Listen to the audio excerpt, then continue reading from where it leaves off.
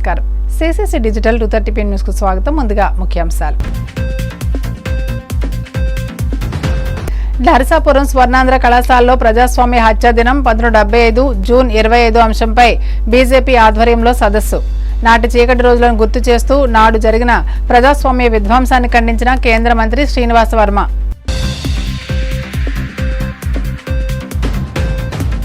June 28 నుంచి 3 రోజుల పాటు పశ్చిమ గోదావరి జిల్లా వ్యాప్తంగా పల్స్ పోలియో కార్యక్రమం. పోలియో రహిత సమాజ నిర్మాణానికి అందరూ భాగస్వాములు కావాలని పిలుపునిచ్చిన జేసీ రాహుల్ కుమార్ రెడ్డి. నెల్లూరు బారా షాహిద్ దర్గా వద్ద ఘనంగా రొట్టెల పండుగ. టూరిజం హబ్గా దర్గాని తీర్చిదిద్దామన్న మంత్రి నారాయణ. పుష్ప సినిమా స్మగ్లింగ్ నుంచి జగన్ లిక్కర్ స్కామ్ నడిచిందన్న మాజీ మంత్రి దేవినేని ఉమామహేశ్వరరావు. ఈ స్కామ్లో జగన్ అరెస్టు ఖాయమని జోస్యం.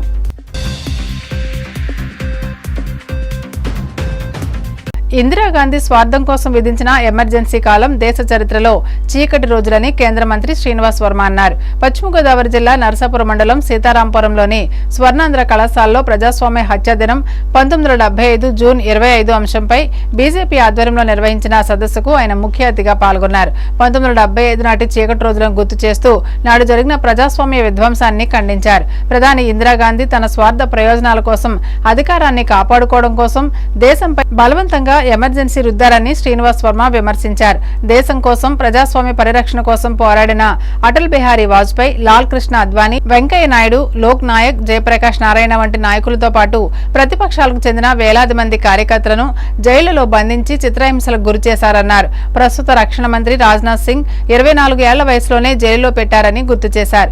నేడు మనం అనుభవిస్తున్న స్వేచ్ఛ ఎందరో మహానుభావుల త్యాగాల ఫలితమన్నారు. ప్రధాని మోదీ నాయకత్వంలోని ప్రభుత్వం రాజ్యాంగాన్ని, ప్రజాస్వామ్య విలువలను అత్యున్నతంగా గౌరవిస్తుందని, గతంలో రాజ్యాంగాన్ని ఏ విధంగా అవహేళన చేశారో నేటి యువతకు తెలియజేయడానికి హత్య దివస్ గా ప్రకటించిందని ఆయన వెల్లడించారు. ప్రజాస్వామ్య హత్య దినంగా కార్యక్రమం నిర్వహించబడతాం. సంవిధాన్ హత్య దివస్ అంటే భారతదేశంలో ప్రజాస్వామ్యం పూర్తి అయిన రోజు అనేటువంటి విషయం. ఆ సందర్భంగా మనందరూ తెలుసు. మరి ఈనాటి ఈ కార్యక్రమానికి అధ్యక్షత వహించినటువంటి మిత్రులు బీవీఆర్ గారికి, వేదిక మీద ఉన్నటువంటి పార్టీ సీనియర్ నాయకులు అందరికీ కూడా, వేదిక మీద ఉన్నటువంటి పెద్దలందరికీ కూడా తెలియజేస్తూ ఉన్నాను. ఏదైతే 1975 జూన్ 25 ఉన్నదో భారతదేశం ప్రజాస్వామ్య చరిత్రలో ఒక చీకటి అధ్యాయం. ఈ దేశంలో ప్రజాస్వామ్యాన్ని గోళీ చేసి హత్యగా విడిచిపెట్టినటువంటి ఎందుకు మనం ఈ విధంగా ఈ రోజు ఈ రకమైనటువంటి సదస్సులు నిర్వహించుకుంటాము అంటే 1975 జూన్ 25 నాటికి ఇందులో చాలా మంది పుట్టుండదు, చాలా మందికి తెలుసు ఉండకపోవచ్చు. కానీ ఆనాటి పరిస్థితులను ఒకసారి మనం తెలుసుకోవడం ద్వారా దేశంలో ఆనాడు పెద్ద ఎత్తున జరిగినటువంటి అఘాయిత్యాల గురించి మనందరూ కూడా తెలుసుకోవడం ద్వారా రాబోయే రోజుల్లో దేశాన్ని తిరిగి అటువంటి ప్రమాదం లేకుండా రాకుండా మనం ఏ విధమైనటువంటి ఆలోచన చేయాలనేటువంటి విషయం మీద మనందరూ కూడా ఈ రకమైనటువంటి కార్యక్రమాన్ని నిర్వహించుకుంటాం. ఇదే పెద్ద శుభప్రదమైనటువంటి దినం కాదు మనం నిర్వహించుకోవడం. కానీ ఆలోచన ఏంటంటే ఎమర్జెన్సీ ఎమర్జెన్సీ ఎమర్జెన్సీ అనేటువంటి పదమే మనలో చాలా మందికి తెలుసు. కానీ ఆ కాలంలో జరిగినటువంటి అఘాయిత్యాల గురించి చాలా తక్కువ మందికి అవగాహన ఉంటుంది. దీనికి ఇందిరాగాంధీ గారి నియంత్రణ పరిపాలనకి వ్యతిరేకంగా ఉన్నటువంటి రోజులు. ప్రతి ఎత్తున దేశంలో ఇందిరాగాంధీ గారి పరిపాలన మీద వ్యతిరేకత కలిగి ఉన్నటువంటి రోజులు. అవినీతి ఆకాశానికి అంటినటువంటి పరిస్థితి. ఏదైతే ఆవిడ ప్రధానిగా ఉన్నటువంటి రోజుల్లో 1972లో దేశానికి స్వాతంత్రం జరిగినటువంటి స్వాతంత్రం 1952లో ఈ దేశంలో స్వాతంత్రం అంటే మొట్టమొదటి లోక్సభ ఎన్నికలు 1952లో జరిగింది. తర్వాత 57, 62, 67, 72. 72లో జరిగినటువంటి ఎన్నికల్లో దీనికి ఇందిరాగాంధీ గారి ప్రభుత్వం అధికారంలోకి వచ్చింది. శ్రీమతి ఇందిరాగాంధీ గారు అలహాబాద్ అనేటువంటి ఒక లోక్సభ నియోజకవర్గం నుంచి మీకు తెలుసు అందరికీ ఉత్తరప్రదేశ్, అక్కడి నుంచి పార్లమెంట్ సభ్యురాలుగా ఎన్నిక కావడం జరిగింది. ద్వారా ప్రధానమంత్రిగా బాధ్యత స్వీకరించింది. అదే అక్కడి నుంచి పార్టీని వెళ్ళి అది మన పార్టీ ఇస్తారు. ఎన్ని ఒడిదుడుకులు ఎదుర్కొన్నాం, ఏ రకంగా మనం ఫేస్ చేసాం, ఎన్ని ఇబ్బందులు గురయ్యాం ఈ సంవత్సరాల ఈ ప్రయాణంలో అనేటువంటి విషయం ఆర్ఎస్ఎస్ నిషేధించబడింది ఈ దేశంలో ఎమర్జెన్సీతో పాటు. ఆర్ఎస్ఎస్ స్వయం సేవకులు ఎవరైతే ఉన్నారో వారు అర్ధరాత్రి తిరిగి ఎమర్జెన్సీ వ్యతిరేకంగా ప్రజలు చైతన్యవంతం చేస్తున్నారు కాబట్టి ఆ కార్యక్రమాన్ని నిరోధించాలనేటువంటి భాగంగా ఆర్ఎస్ఎస్ కూడా నిషేధించింది శ్రీమతి గాంధీ. అనేక మంది వేల మంది సైనిక సేవకులు జైలు పంపబడ్డారు. ఈ దేశంలో ఆ కాలంలో అరెస్ట్ అయినటువంటి వాళ్ళ సంఖ్యలో దాదాపు 50% ఆర్ఎస్ఎస్ గానీ దాని అనుబంధ విభాగాలకి మన పూర్వ పార్టీ ఏదైతుందో భారతీయ జనసంఘ్ పార్టీకి గానీ చెందినటువంటి వ్యక్తి. అటువంటి పరిస్థితుల్లో కూడా మన నాయకులు త్యాగానికి సిద్ధపడి కష్టపడి పనిచేసి రాత్రి పౌరులు పైన చైతన్యం చేసి అజ్ఞాతంలోకి వెళ్ళి పనిచేసినటువంటి సందర్భాన్ని మనంతా కూడా గుర్తు తెచ్చుకోవాలి. ఆనాడు పనిచేసినటువంటి కార్యకర్తల్లో లేకపోతే ఆనాడు పనిచేసినటువంటి స్వయం సేవకుల్లో భారత పూర్తి గారు మనం చాలా చాలా తక్కువ పనిచేస్తున్నటువంటి విషయాన్ని వైజాగ్లో పివి చలపతిరావు గారు అరెస్ట్ అయ్యారు. చాలా మంది నర్సపురంలో భీమవరంలో అరెస్ట్ అయ్యారు.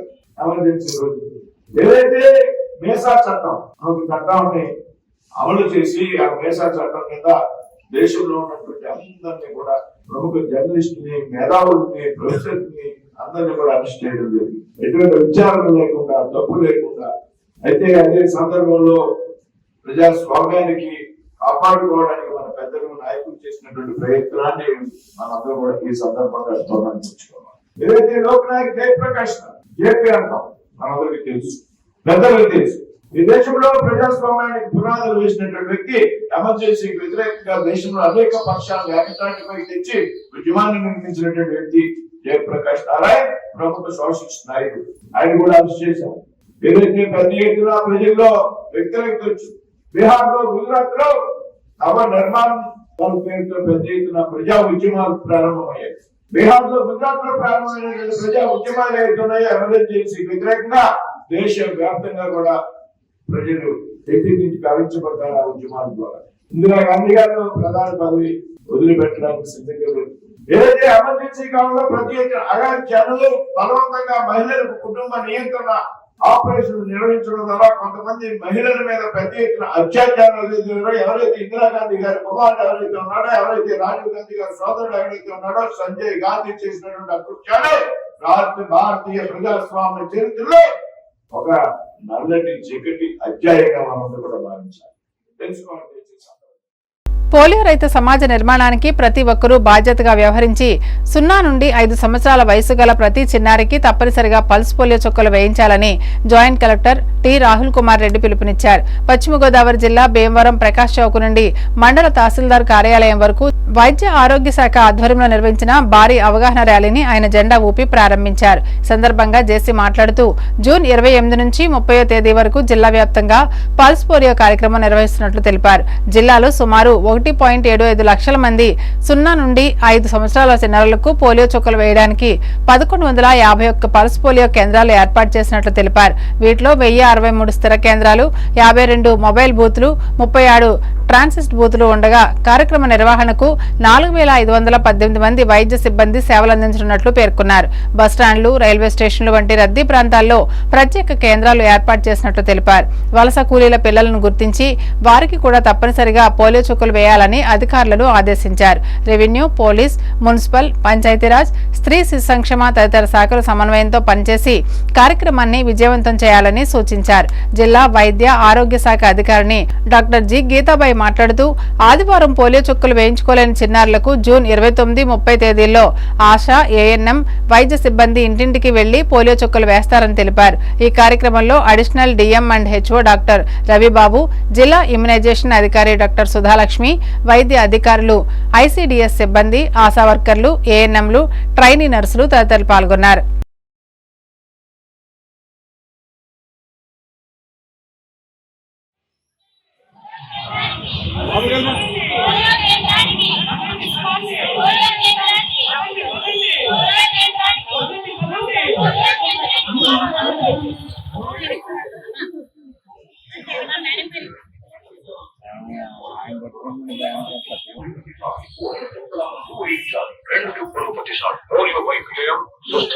పుట్టిన 10 నుండి 5 సంవత్సరాల వయసు వరకు ప్రతి సంవత్సరం పోలియో టీకాలు తప్పనిసరిగా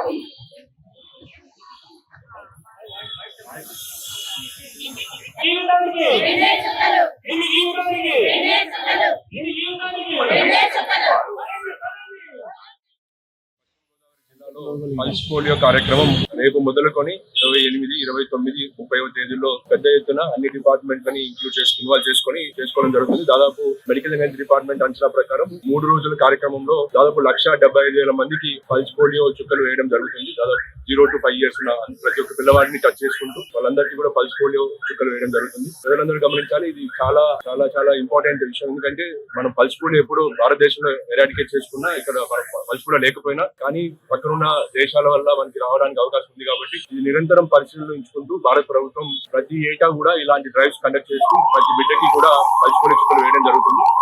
అండ్ దీంట్లో మన జిల్లాకు సంబంధించి రేపటి చూసుకుంటే దాదాపు 1151 బూత్ పాయింట్స్ లో మనం పల్స్ పోలియో చుక్కలు వేయడం జరుగుతుంది. అదేవిధంగా 52 మొబైల్ యూనిట్స్, అదేవిధంగా 35 ట్రాన్సిట్ పాయింట్స్, ఎక్కడైతే బస్ స్టాండ్స్ లో కానీ రైల్వే స్టేషన్స్ లో కానీ ఎక్కడైనా ఇలా ఫ్లోటింగ్ పాపులేషన్ ఉంటే వాళ్ళందరికీ కూడా పల్స్ పోలియో చుక్కలు వేయడానికి అవకాశం ఉంటుందని చెప్పి పెద్ద ఎత్తున ఏర్పాటు చేయడం జరుగుతుంది. అదేవిధంగా ఇలాంటి ర్యాలీస్, అవగాహన కార్యక్రమాలు ప్రింట్ అండ్ ఎలక్ట్రానిక్ మీడియా ద్వారా కూడా ప్రజలకు సమాచారం చేరవేయాలి.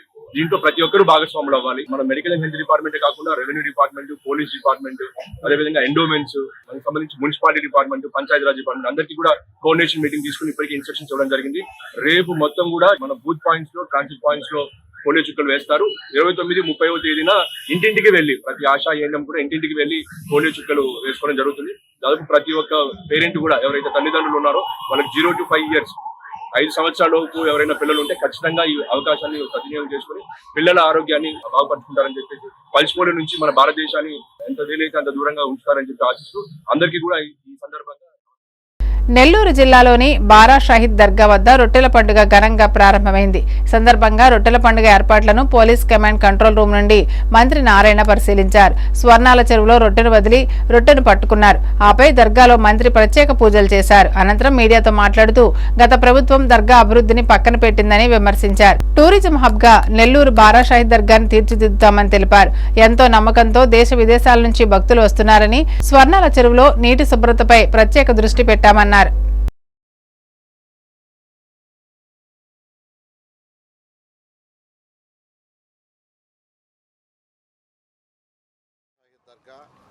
రొట్టెల పండుగ సందర్భంగా రాష్ట్ర ప్రజలందరికీ నా శుభాకాంక్షలు. ఇది రాష్ట్ర పండుగ.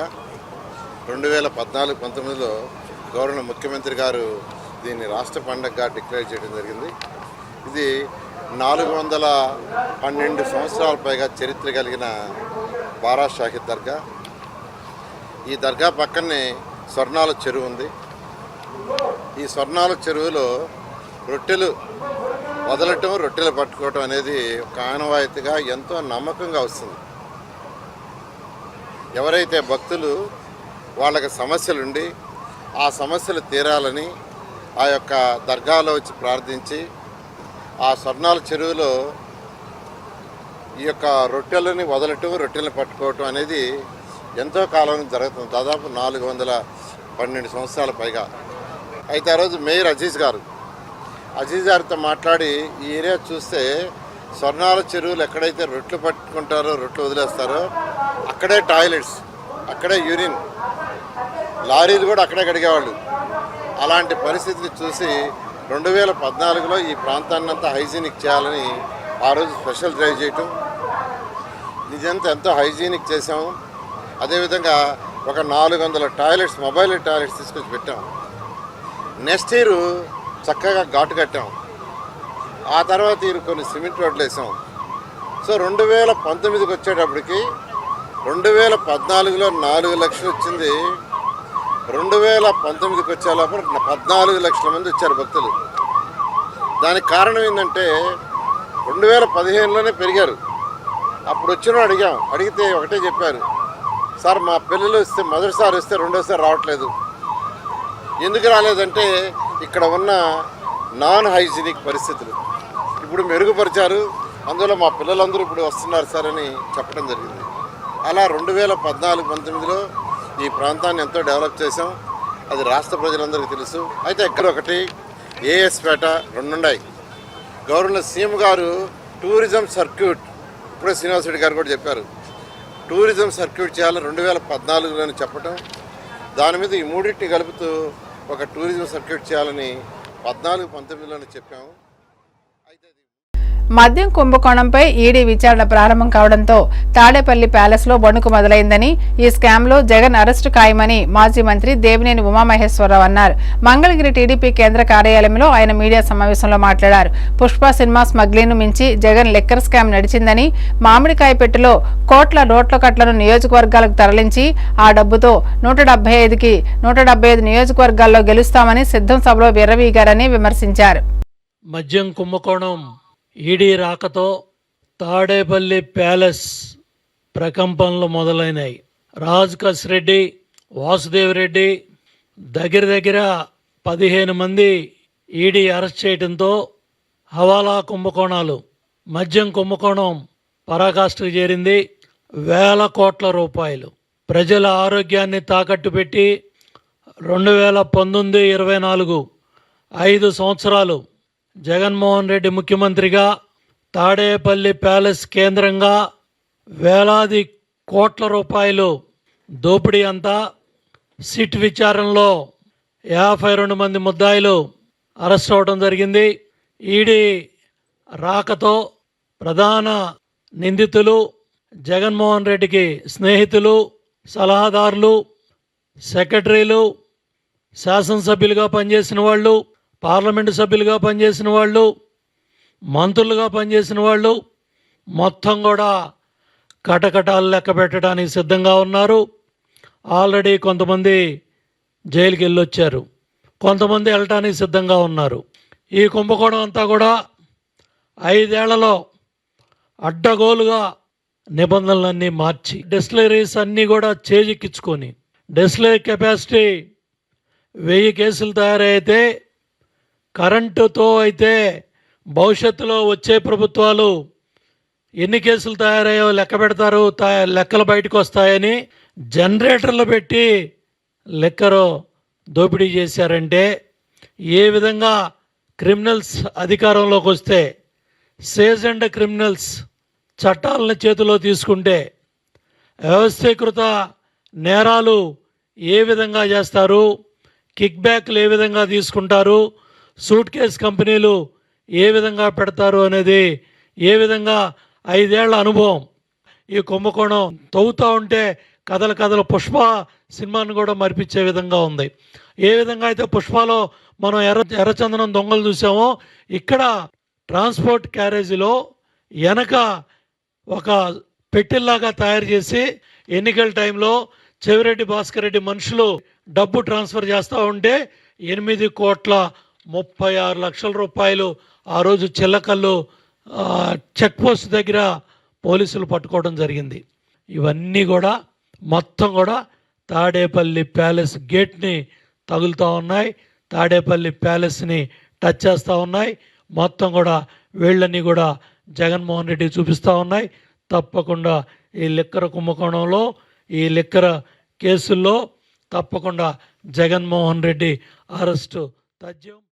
నిరుపేదల ఆరోగ్యానికి కూటమి ప్రభుత్వం ఎల్లప్పుడూ భరోసాగా నిలుస్తుందని మంత్రి అచ్చెన్నాయుడు పేర్కొన్నారు. శ్రీకాకుళం జిల్లా కోటబొమ్మాలి ప్రజాసదనంలో భాగంగా సీఎం రిలీఫ్ ఫండ్ చెక్కులను ఆయన లబ్ధిదారులకు అందజేశారు. అనంతరం కోటబొమ్మాలి తహసీల్దార్ కార్యాలయంలో పట్టాదారు పాస్ పుస్తకాల పంపిణీ కార్యక్రమంలో పాల్గొన్న ఆయన గతంలో పట్టాదారు పాస్ పుస్తకంపై గొడ్డలి పార్టీ నాయకుడి ఫోటో పెట్టుకోవడం దారుణమని విమర్శించారు.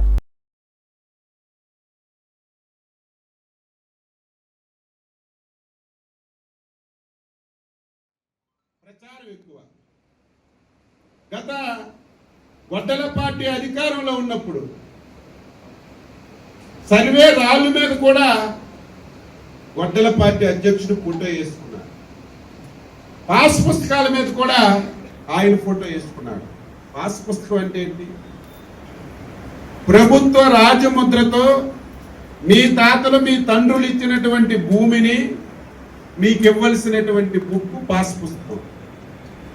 అదేదో ప్రభుత్వంలో ఉన్నాం కాబట్టి నా ఫోటో వేసుకొని పాస్ పుస్తకం ఇవ్వాలంటే ఇంతకంటే నేరమైనటువంటి విషయం, ఇంతకంటే దుర్మార్గమైనటువంటి విషయం ఇంకొకటి ఉండదు. ఆ రకంగా ఆదరాబాదరగా సర్వే చేసి కొంతమందికి ఇచ్చారు. మనం ఈరోజు వచ్చాం, చాలా ఆనందపడుతున్నాను. నేను ఇన్నిసార్లు ఎమ్మెల్యేగా చేశాను, మంత్రిగా చేశాను, చాలా సమస్యలకు పరిష్కారం దొరకలేదు. ఈ సంవత్సరం ప్రభుత్వం వెసులుబాటు కల్పిస్తుంది. పశ్చిమ గోదావరి జిల్లా యలమంచిలి మండలం మేడపడులో ఉపాధి హామీ కార్మికులకు మంత్రి నిమ్మల రామానాయుడు భోజనాలు ఏర్పాటు చేశారు. మంత్రి స్వయంగా భోజనాలు వడ్డించారు. లక్కీ డ్రా నిర్వహించి మహిళా కార్మికులకు చీరలు అందజేశారు. పాలకులలోని మంత్రి నివాసం నుంచి సైకిల్పై మేడపాడు వెళ్లి కార్యక్రమం అనంతరం మేడపాడు నుంచి తిరిగి ఇంటికి 14 కిలోమీటర్లు సైకిల్పై వచ్చారు. దారి పొడవునా కలిసిన ప్రజలను పలకరిస్తూ వారి సమస్యలను ఆలకిస్తూ అక్కడికక్కడే సంబంధిత అధికారులకు ఫోన్ చేసి సమస్యల పరిష్కారానికి చర్యలు తీసుకున్నారు. ప్రతి దాతకి పార్టీ నాయకులకి పేరు పేరున కూడా హృదయపూర్వకమైనటువంటి ధన్యవాదాలు సభాపూర్వకంగా తెలియజేసుకుంటూ ఈ రోజు కూడా భోజనాలు అదేవిధంగా మరి ఈ యొక్క చీరలు పంపిణీకి సంబంధించి మన నరేంద్ర అదేవిధంగా మన సొసైటీ రాజా వీళ్ళిద్దరూ కూడా ఈ రోజు ఇక్కడ సహకరించారు. వాళ్ళిద్దరికి కూడా హృదయపూర్వకమైనటువంటి అభినందనలు ధన్యవాదాలు కూడా ఈ సందర్భంగా తెలియజేసుకుంటూ రేపు ఎప్పుడు కూడా మీ అందరికి కూడా మీ ఇంటి సభ్యుడిగా ఎప్పుడు అండదండలు అందించే విధంగా మీతో పాటు కలిసి ఉంటానని మరొక్కసారి మీ అందరికి కూడా తెలియజేస్తాను. జూలై 1వ తేదీన నెల్లూరు జిల్లా చిల్లకూరు మండలం పునపురవారిపాలెం గ్రామంలో పెన్షన్ల పంపిణీ కార్యక్రమానికి సీఎం చంద్రబాబు హాజరు కానున్నారు. హెలీప్యాడ్, ప్రజావేదిక, పార్కింగ్ ఏర్పాట్లపై joint collector Venkateswarlu, MLA Pasam Sunil కుమార్లు, పలు శాఖల అధికారులు స్థలాన్ని పరిశీలించారు. ఈ సందర్భంగా ఎమ్మెల్యే మాట్లాడుతూ ముఖ్యమంత్రి పర్యటన విజయవంతంగా జరిగేందుకు అధికారులు సమన్వయంతో పనిచేయాలని సూచించారు. దీర్ఘకాలికంగా పెండింగ్ లో ఉన్న సమస్యలను అధికారులు నివేదిక తయారు చేస్తే ముఖ్యమంత్రికి తెలియజేస్తామని అన్నారు. మొక్కుబడిగా చేస్తే కుదిరే పని కాదు. గూడూరులో ఉన్న అధికారులు తెలుసు, ఇక్కడ మొక్కుబడి వ్యవహారం అయితే కుదరదు. జిల్లా అధికారులు తెలుసు తెలియదు, కానీ గూడూరులో ఉన్న అధికారులు మాత్రం ఇది సీఎం గారి ప్రోగ్రాం కాబట్టి దయచేసి సిన్సియర్గా చేయాల్సిన బాధ్యత ఉంది. దాన్ని సక్సెస్ చేస్తే మనందరికి కూడా మంచి పేరు, మీ అందరికీ మంచి పేరు. ఎందుకంటే మనకు మంచి కలెక్టర్ గారు, మంచి జేసీ గారు మనకు ఉన్నారు. వాళ్ళ ఆధ్వర్యంలో ఖచ్చితంగా ఈ గవర్నమెంట్ ప్రోగ్రాన్ని మనందరం కూడా విజయవంతం చేయాల్సిన బాధ్యత మీ అందరి మీద ఉందని చెప్పి నేను తెలియజేస్తున్నాను. అట్లాగే ముఖ్యంగా ఆల్రెడీ ప్రజావేదిక ముందు హెలిప్యాడ్ దగ్గర ఎవరెవరిని అలౌ చేయాలో అవి కూడా లిస్టు మేము ఇస్తాం. ఎందుకంటే హెలిప్యాడ్ వరకు ఖచ్చితంగా నాయకులందరినీ కూడా పంపించాల్సిందే, దాంట్లో రెండో మాట్లేదు. ఖచ్చితంగా అందరినీ కూడా అక్కడ రిసీవ్ చేసుకున్నానికి మాత్రం మా నాయకులందరూ కూడా ఉంటారు. తర్వాత గవర్నమెంట్ డయాస్ దగ్గర మీ ఇష్టం, మీకు మాకు సంబంధం కూడా లేదు. అది మీ ప్రోటోకాల్, మీరేమైనా చేసుకోండి. కానీ డయాస్ దగ్గర మాత్రం ఖచ్చితంగా పార్టీ మొత్తం క్యాడర్ మొత్తం అక్కడ లోపల అలౌ చేయాల్సిందే. వాళ్ళందరూ పోలీసులు చెప్తున్నారు ముందుగా. కాబట్టి అట్లాగే వచ్చిన తర్వాత ఇంకా ప్రోటోకాల్ ప్రకారం మీరు మీ కార్యక్రమాన్ని నడపండి. అలాగే దాని తర్వాత ప్రజావేదిక ప్రారంభం అవుతుంది. ప్రజావేదిక దాదాపు ఒక 5,000 మంది నుంచి, అంటే మొత్తం 10,000 మంది అనుకుంటున్నాము, 10,000 మందిని మొబిలైజ్ చేయాలనుకుంటున్నాము. దాంట్లో ప్రజావేదిక సంబంధించినటువంటి విషయంలో పోలీసు వారికి రిక్వెస్ట్ చేస్తున్నాను, దయచేసి వచ్చే వాళ్ళ యొక్క జోబులు ఎతకండి. ఈ మధ్య అవతల పార్టీ వాళ్ళు ప్రతి దగ్గర సీఎం గారి మీటింగ్లో ఆదర్శించాలని చెప్పి ప్రతి దగ్గర డిస్ప్యూట్ క్రియేట్ చేసే కార్యక్రమం జరుగుతుంది. కాబట్టి పోలీసు వారు జాగ్రత్తగా ఉండాల్సిన అవసరం ఉంది. లేకపోతే మేము రావడం, మేము తిరుక్కోవడం అది వేరే విధంగా ఉంటుంది. కాబట్టి దయచేసి అది పోలీసు వారి బాధ్యత అని చెప్పి నేను తెలియజేస్తాను. ఎందుకంటే పాపం అధికారులకి తెలియదు కాబట్టి పోలీసుకి అయితే మీకు క్షుణ్ణంగా ఎవరైందని ఈ యొక్క మండలంలో ఈ కాన్స్టిట్యూన్సీలో మీకు తెలుసు కాబట్టి మీ అందరికీ రిక్వెస్ట్ చేసి నేను తెలియజేస్తున్నాను. అట్లాగే ఇక్కడికి వచ్చిన వాళ్ళందరూ కూడా నిజంగా సిన్సియర్గా పనిచేసేదానికి కూడా వచ్చిన్నారు అధికారులు కూడా, వాళ్ళకు కూడా మనస్ఫూర్తిగా ధన్యవాదాలు తెలియజేస్తాను. నేను మా జేసీ గారికి చెప్పేది ఒకటే, మీకు మా తరఫున ఏం చేయాలి, ఎందుకంటే వచ్చేది ఈ రాష్ట్ర ముఖ్యమంత్రి అయినా మా నాయకుడు, తెలుగుదేశం పార్టీ నాయకుడు. కాబట్టి ఏం చేయాలనేది మాకు కూడా దీంట్లో షేర్ ఇవ్వమని చెప్పి కూడా మా జేసీ గారు రిక్వెస్ట్ చేస్తున్నాం. అంతా మీరే అంటే కష్టం అవుతుంది కాబట్టి మాకు కూడా షేర్ ఇస్తే మేము కూడా దాంట్లో భాగస్వామ్యం చేస్తామని చెప్పి మీ అందరికి కూడా తెలియజేస్తున్నాం. అలాగే పెనవర్ మధు గారు మంచి మనసు చేసుకొని గ్రౌండ్ కానివ్వండి మిగిలిన కార్యక్రమాలు కూడా చేస్తున్నందుకు కూడా ఆయనకు కూడా మనస్ఫూర్తిగా ధన్యవాదాలు తెలియజేస్తున్నాం.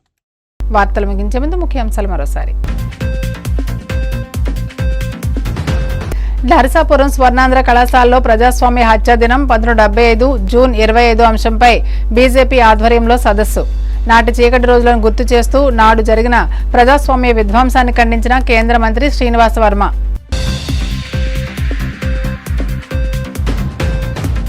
జూన్ 28 నుంచి 3 రోజుల పాటు పశ్చిమ గోదావరి జిల్లా వ్యాప్తంగా పల్స్ పోలియో కార్యక్రమం. పోలియో రహిత సమాజ నిర్మాణానికి అందరూ భాగస్వాములు కావాలని పిలుపునిచ్చిన జేసీ రాహుల్ కుమార్ రెడ్డి.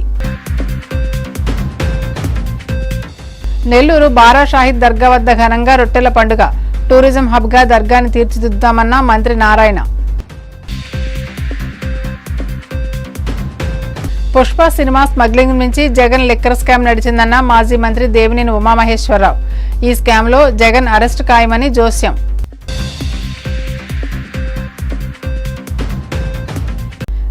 సమాప్తం. నమస్కారం.